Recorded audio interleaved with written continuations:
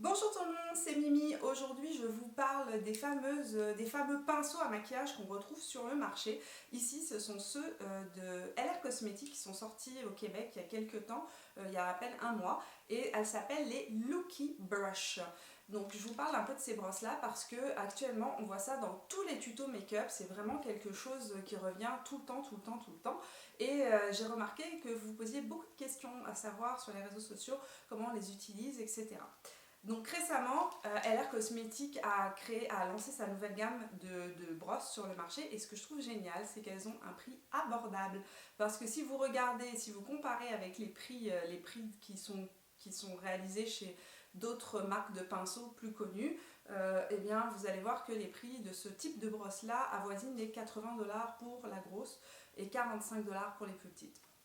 Donc là, pour moi, c'est une révolution et il fallait que je vous en parle, évidemment. Donc parce que d'abord, les prix de ces brosses-là, ça va d'environ, je pense, de 11 à 24 $. Je reprends mes notes. Le prix de ces brosses vont de 11 à 24 $. Et pour les avoir testées, je vais vous montrer juste après comment je les utilise. Je les trouve vraiment, vraiment révolutionnaires. Évidemment, c'est un geste complètement différent de ce que l'on fait d'habitude avec des pinceaux habituels. Mais ces brosses-là vous permettent de faire quand même beaucoup de choses, d'utiliser à la fois des textures liquides ou des textures en poudre. Et je vais vous montrer évidemment comment moi je les utilise. Ce que je voulais vous dire là-dessus, c'est que comme vous le remarquez, les poils sont extrêmement denses et c'est extrêmement, extrêmement soyeux, très doux. Le fait que le poil soit extrêmement dense, ça fait qu'on utilise très peu de produits et aussi ça permet aux produits de ne pas être absorbés par la brosse. Donc on peut avoir une couvrance beaucoup plus grosse, enfin plus importante, pardon, beaucoup plus vite. On a besoin de moins faire de couches de fond de teint par exemple. Donc là, je prends juste ma CC crème de chez Herborian pour venir unifier mon teint et préparer ma peau. J'utilise un peu comme une base de maquillage, mais aussi parce que ça vient tout simplement corriger les rougeurs. Puis, voilà, le fond de teint que je vais mettre aujourd'hui, c'est le Born This Way. Et avec la brosse Looky Brush pour fond de teint, je vais venir estomper le fond de teint sur le visage. Donc cette brosse, ce n'est pas ma préférée puisque je la trouve un peu grosse. Je préfère utiliser normalement celle à fard à joues pour faire mon teint avec. Il y a une chose à savoir, c'est que ces brosses-là sont très efficaces avec des fonds de teint qui sont très liquides. Plus le fond de teint est liquide, moins il y aura de traces et plus le fond de teint sera facile à disposer sur le visage. Mais comme vous pouvez voir, ça donne un rendu assez couvrant. Là, je prends juste le Paint Pot de couleur Painterly que je viens appliquer sur toute ma paupière. Le but ici, c'est de venir faire tenir mes fards plus longtemps, mais aussi à les faire ressortir de manière un peu plus forte.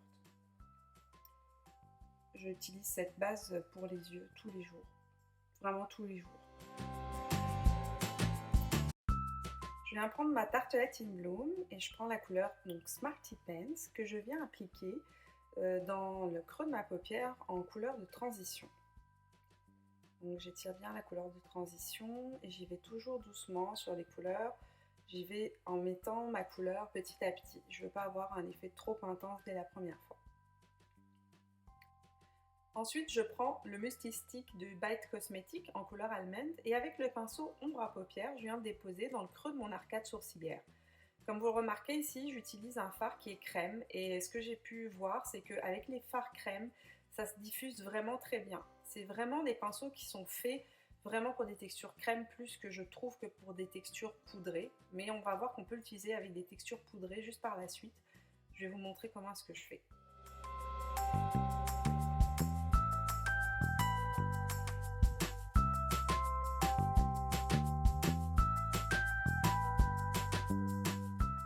Puis je viens prendre la couleur Rebelle et je viens de la déposer le long de mes cils avec le petit pinceau. Celui-ci, c'est le pinceau ligneur. Donc je l'applique vraiment par tapotement et on voit que ça applique quand même de la matière. Ça permet de diffuser, de faire une ligne au-dessus des yeux qui est fumée, un espèce de fumée autour de l'œil, ce qui est très joli. Et je viens intensifier et après je blende avec mon autre pinceau. Donc ça c'est mon petit pinceau tout simplement estompé. Et je reprends mon petit liner et je viens de déposer le long de la racine de mes cils du bas. Ensuite, je prends la couleur Flower Child avec un pinceau plat et je viens tout simplement faire un point lumière au milieu de ma paupière mobile.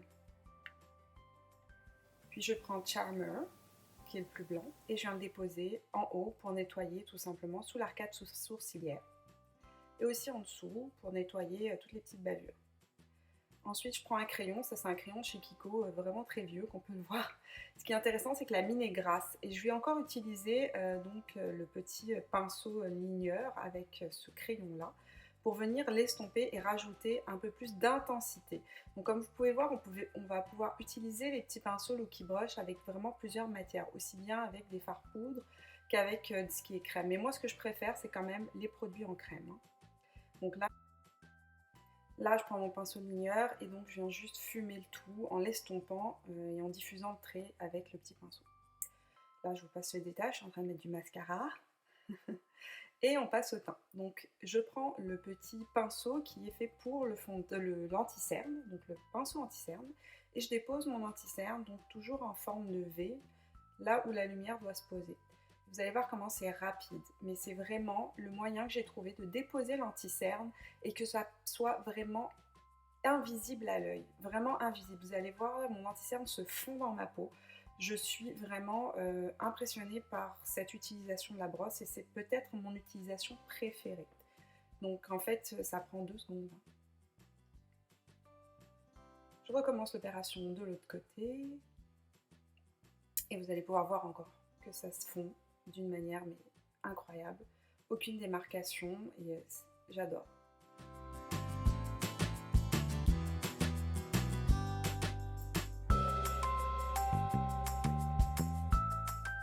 Donc là, je viens prendre mon stick multi-usage de chez MAC, les nouveaux qui viennent de sortir, et je viens le déposer donc dans le creux de la joue. Avec le pinceau contouring, je viens juste diffuser la matière, toujours vers le haut, jamais vers le bas pour ne pas me faire une ombre qui descend. Et j'essaye de diffuser au maximum. Autre façon incroyable que j'ai trouvé d'utiliser ces petites brosses, c'est pour déposer la poudre sous les yeux. Et c'est le seul moyen que j'ai trouvé pour que ma poudre ne soit pas visible. Regardez le rendu que ça donne. En fait, c'est le seul moyen que j'ai trouvé pour poudrer l'anti-cerne sans que on voit la matière. Je poudre toute ma zone T uniquement parce que j'ai pas envie non plus d'enlever toute la brillance, la luminosité de mon fond de teint. Et là, je viens prendre mon multi-stick à nouveau, mon stick multi-usage de chez MAC et je viens appliquer le côté plus lumineux, le côté highlighter. Avec le pinceau contouring, encore une fois, je viens juste diffuser et faire fondre la matière.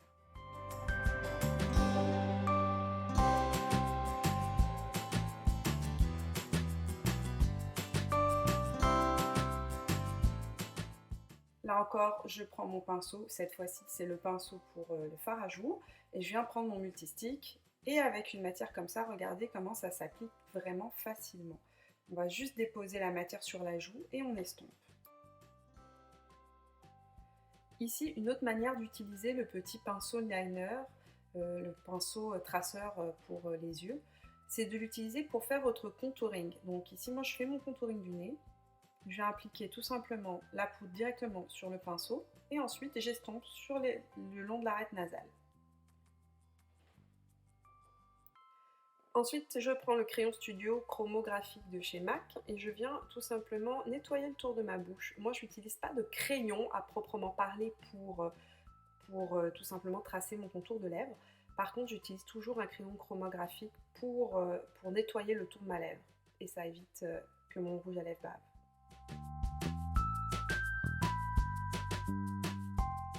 Pour terminer, j'applique un gloss. Ici, c'est le White Russian de chez Buxom. Un gloss transparent, légèrement clair, beige clair, qui donne un aspect nude à la lèvre que j'adore. Et je finis avec une petite touche d'highlighter. Je rajoute une petite couche de brillant parce que j'adore les brillants. J'adore le glitter. Et voilà!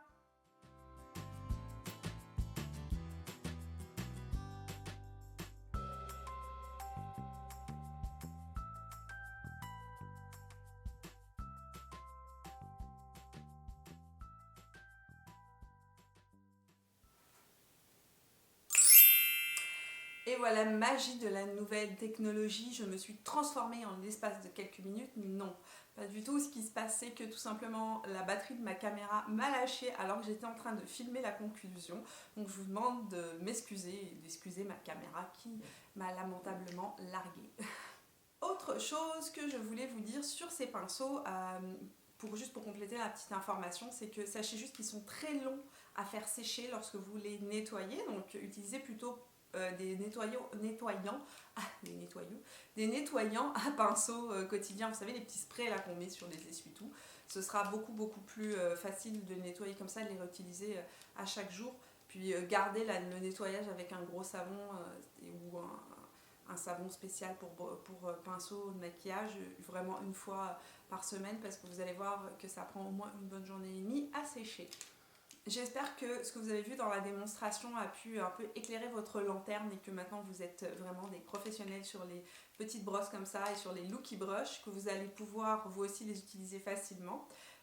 Tenez-moi au courant dans les commentaires si vous en avez, si vous avez testé, si vous avez l'envie ou le goût de les tester. J'ai bien envie de savoir. Et puis la dernière chose que je voulais vous dire, c'était de surveiller mes réseaux sociaux. Pendant tout le mois de décembre, il va y avoir de très belles surprises qui vont se passer. Entre autres avec LR Cosmétiques, donc l'entreprise qui a créé ces petits pinceaux-là. On vous fait gagner de très beaux coffrets de Noël avec plein de produits dedans. Donc il y aura un concours qui va se faire sur Snapchat et Instagram et un autre sur la page Facebook. Donc surveillez les réseaux sociaux. Je vous promets des très belles surprises. Je vous fais des gros bisous, je vous souhaite une belle journée, une belle semaine. On se retrouve dans une prochaine vidéo. Jusqu'à là, prenez soin de vous. Et puis on se retrouve dans la prochaine vidéo.